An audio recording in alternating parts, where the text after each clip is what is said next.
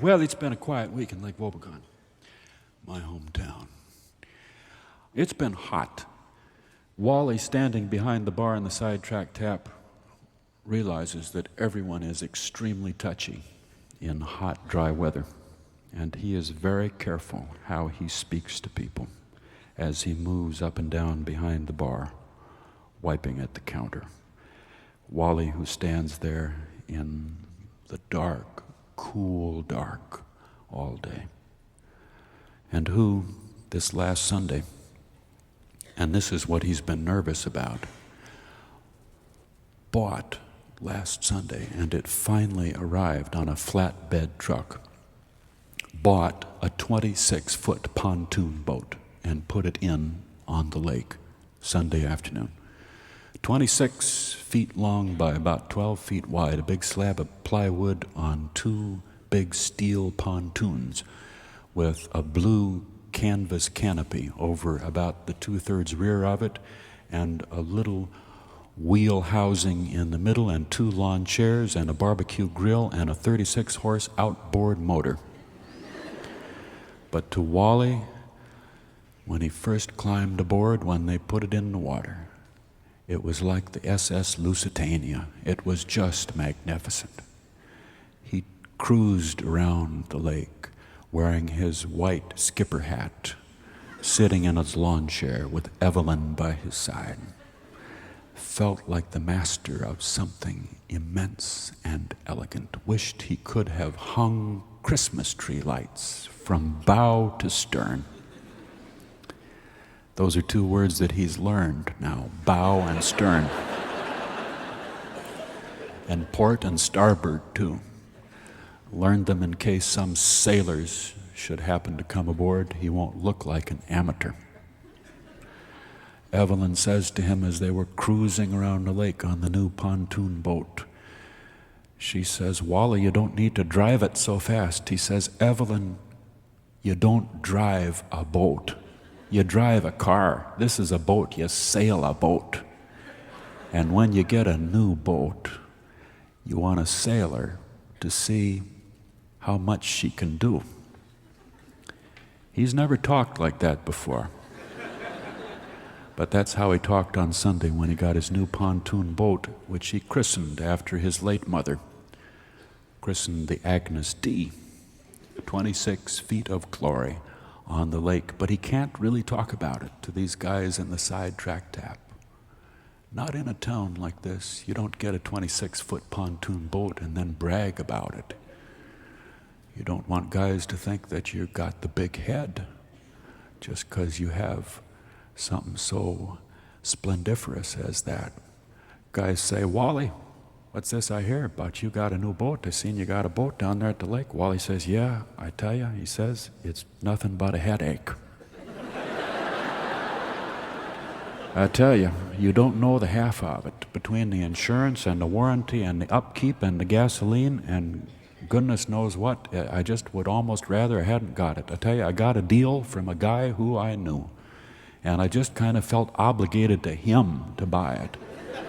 So there it is, and I guess I might as well make the best of it. But, you know, there's one good thing about it. At least it's a chance to get out with people who you like. And you know, you ought to come out with us some Friday, Saturday night, you and the wife. Come out and go for a little cruise with me and Evelyn. We get some wieners, grill some wieners, have a little beer, go around the lake, maybe do a little fishing. He mentioned this to about 40 guys, Monday and Tuesday. One of the occupational hazards of owning a tavern in a small town like Lake Wobegon is that you have an awful lot of very close friends. Guys who have sat there in the dark and told you things they would not tell their close friends, which makes you their closest friend, even if you don't remember their names. So he invited a whole bunch of them to come aboard the Agnes D some fine summer evening and sail with him on his new boat. And also mentioned it to Mayor Clint Bunsen on Tuesday. And Mayor Bunsen says, I don't think that Irene and I would care to, but what you ought to do is take these Lutheran ministers around on your boat who are coming into town on Thursday. Pastor Enqvist has a group of Lutheran ministers. They're traveling around the state and they're going to visit town, and we've been trying to think of what to do with them. Take them out on your pontoon boat. They can see the town. And so that's how Thursday evening about 5 o'clock, Wally and the Agnes D came to be carrying a load of Lutherans. Now, how this Lutheran ministers seminar came about exactly, I don't think I really have time to tell you. But this was a retreat of Lutheran ministers, not a retreat, an advance, really, organized by an old seminary pal of Pastor Enqvist, the Reverend J. Peter Larson. They went to seminary together, and back last November, Pastor Larson called up Pastor Enqvist and said he was getting together a group of ministers who were going to travel around Minnesota in a seminar called Meeting the Pastoral Needs of Rural Communities in Crisis, which the initials don't spell out anything, so don't try and figure it out. He said to Pastor Enqvist on the phone last November, he said, the trouble with us Lutherans is that we're so doggone theological, we just don't see the people for the principles. And he said the people out there in the small towns and the countryside are suffering. And we ought to get out there, we ministers, and see what their problems are and see what we can do for them. And we'd like to come through Lake Wobegon about the third week in July and study some of the rural problems in your area for about 2 hours that Thursday afternoon. So Pastor Enqvist said fine and didn't think any more about it until this last Sunday evening when his wife Judy, as they were sitting in the kitchen having supper, said, what is this on the calendar on Thursday? It says 5 o'clock, barbecue, ministers at home. He said, I was meaning to tell you about that. It's a bunch of ministers that Pete Larson is bringing through town on a bus, and I thought we might just invite them over for some supper. She said, how many? He said, less than 100. Well, she said, I think your best bet would be wieners, but maybe you could get someone in church to make you some potato salad. Anyway, it's your problem.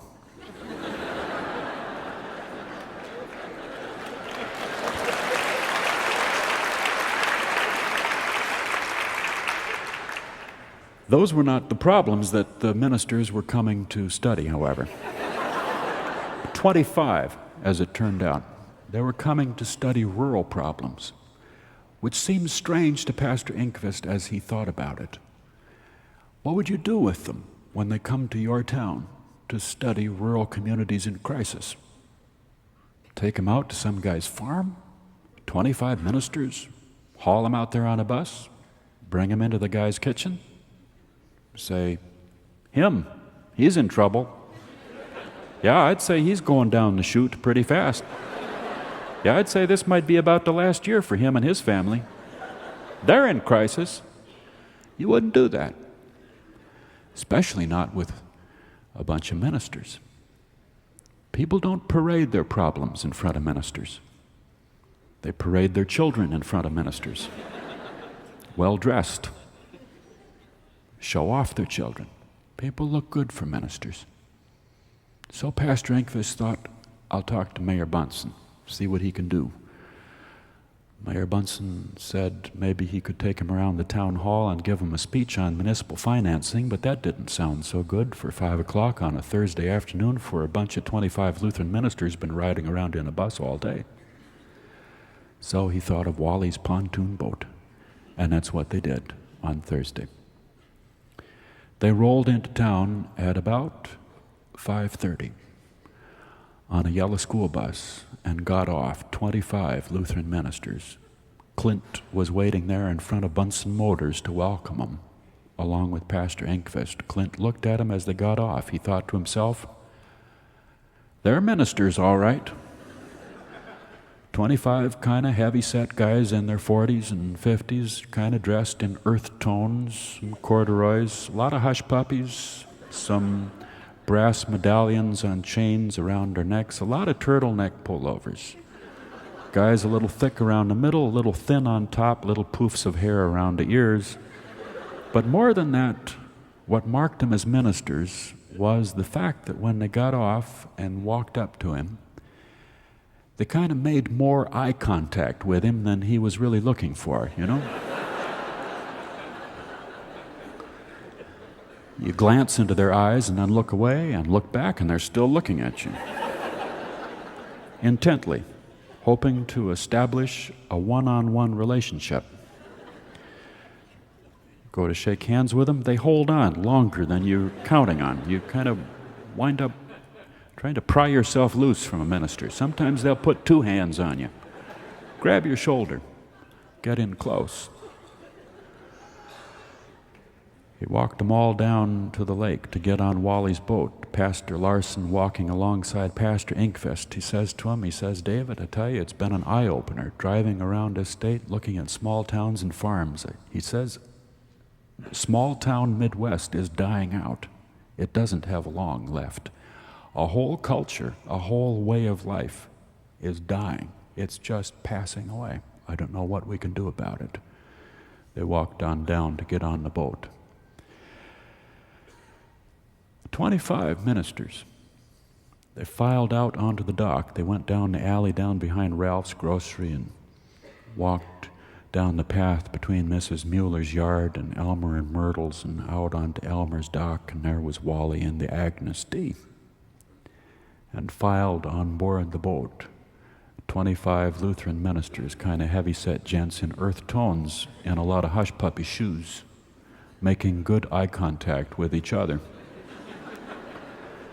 murmuring to each other in kind of a ministerial way, fellowshipping.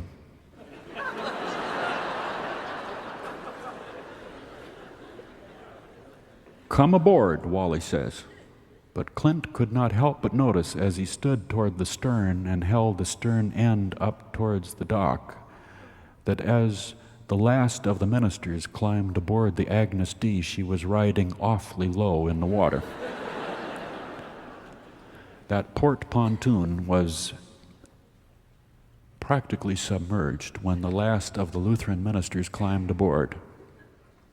And then Pastor Enqvist, and then Clint thought long and hard before he stepped on, and stepped carefully, trying not to put his whole weight on it, and felt water slosh up into his shoe, and headed for the middle of the boat and stood behind Wally. Clint was thinking to himself, I'm not sure about this. Wally was thinking to himself, I'm not sure about this. But he didn't want to sound like an amateur. He said, cast off the bow line. And Pastor Enqvist leaned over the rail to cast off the bow line onto the dock, and the Agnes D tilted a little bit to port, and Wally gunned the engine, and she settled back down and moved out slowly from the dock out into Lake Wobegon at about 2.5 miles per hour, heading out into the lake. The 26-foot boat with 25 Lutheran ministers aboard, riding so low in the water that the people standing on shore, it looked like a genuine miracle before their eyes.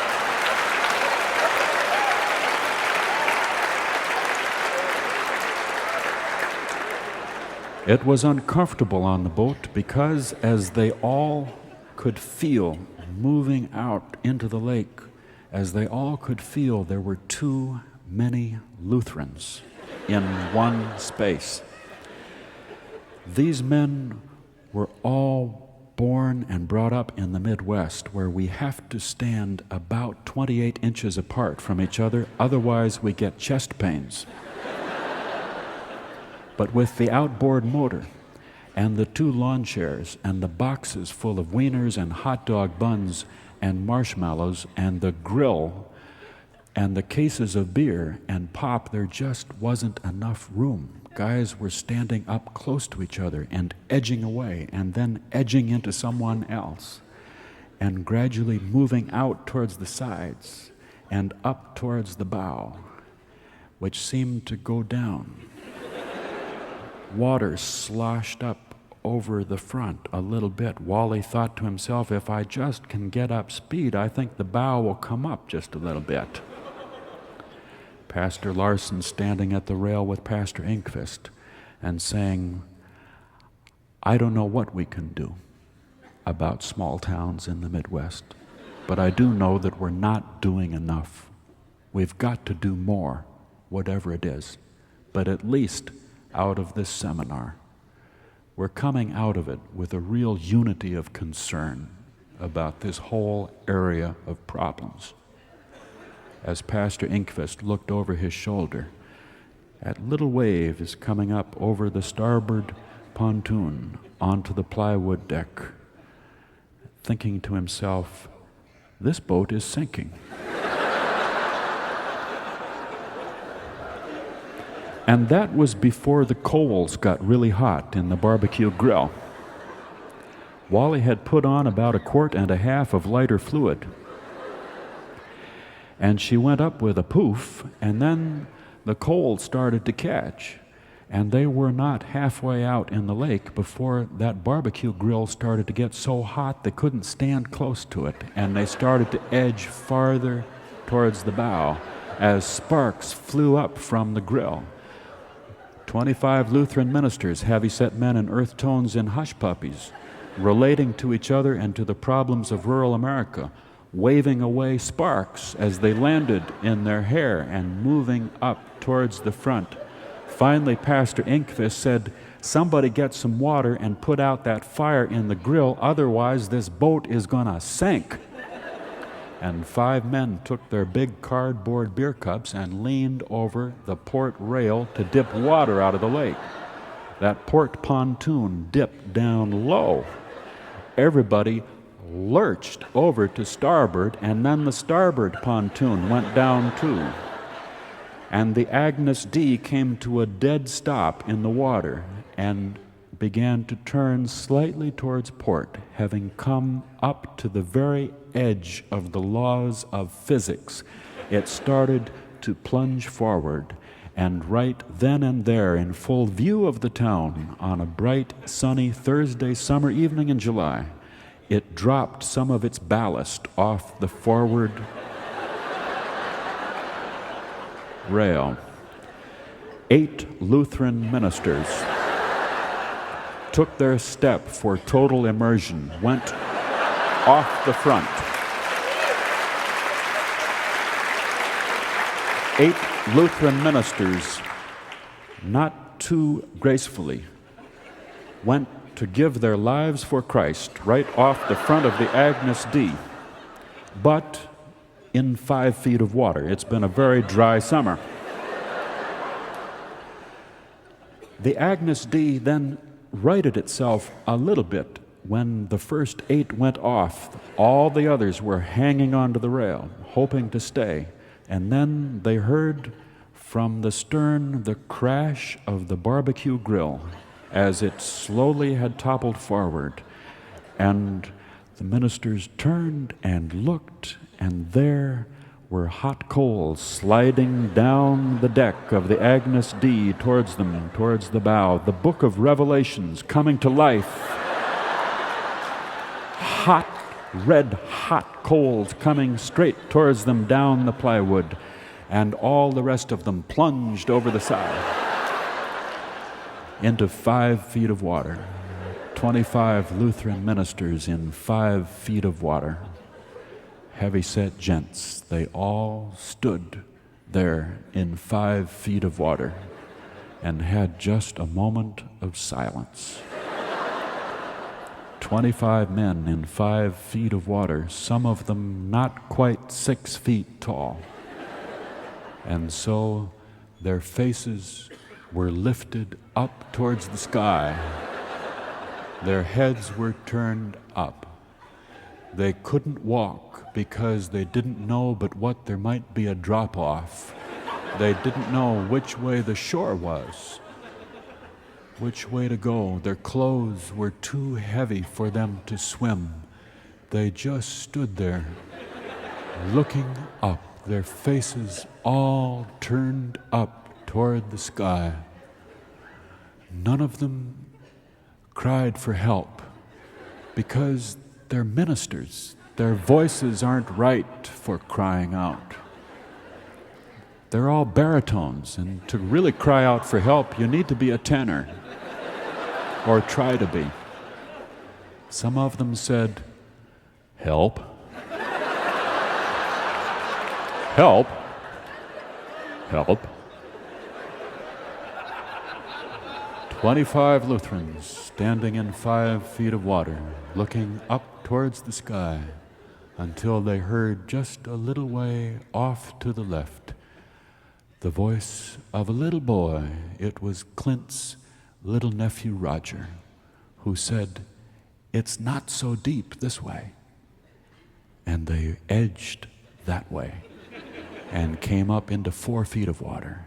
And there, just about 20 feet away, was a 12-year-old boy up to his waist in the water. And he led them on into shore. 25 Lutheran ministers in sodden, heavy clothes, water dripping off them, marched up to shore. It was, as they said later, a wonderful experience. It was an experience to be wet and to have to take off your clothes and put on somebody else's who isn't quite your size. It was an experience. The sermon on Sunday, I'm sure, will be on the subject of not standing in scorn of our neighbors who are in trouble and not laughing at them and pointing fun at them, but sympathizing with them. But I know all about that. I'm not standing in scorn of them. I've been standing in 5 feet of water for a long time, just looking up at the sky. And now I think it's over that way. I think I should head in that way, is where my home is, where all the women are strong and all the men are good looking and all the children are above average. Lake Wobegon, that's the news.